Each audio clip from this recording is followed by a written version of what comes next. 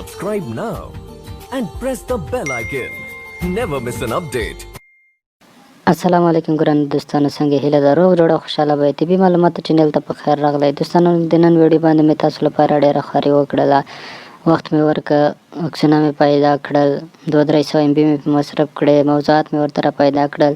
د ډېرو غوښتنه وه چې څنګه د جنسي آلې یعنې د غین د قوي کولو لپاره څه باید وکړو.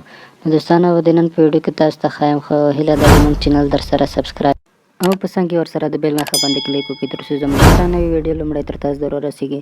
نو دوستانو هغه خواړه درته په ګوته کوو په کومو سره چې ستاسو غیڼ قوي کېږي او تقریبا یو څه اندازه وخت مو ورسره زیاتېږي. ویډیو لایک کړئ، مننه.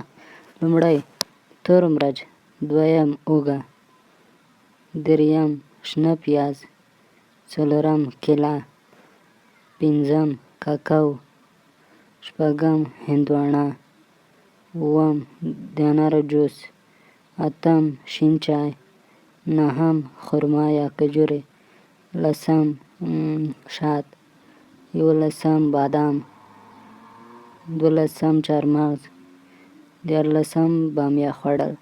نو دوستانو د دې سره باید لاندې شیانو څخه ځانونه وژغورو. لومړی د غوړو خوراکونو څخه ځان ساتل، دویم د سګرټو، نسوار او الکول نه ځان ساتل، دریم د مټکو وهلو څخه ځان ساتل یا پرهیز کول، پنځم د داخل تنګ لباس نه ځان ساتل، پنځم وزن باید زیات نه وي او لاندې کارونه ترسره کړو. د ورزش کول، دویم د خوب لپاره کافي وخت ځانګړی کول، دریم د جما په صحي او منظمه طریقه سره کول. دوستانو هیله ده چې ویډیو مو خوښوئ، مننه.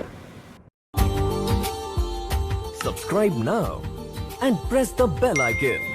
Never miss an update.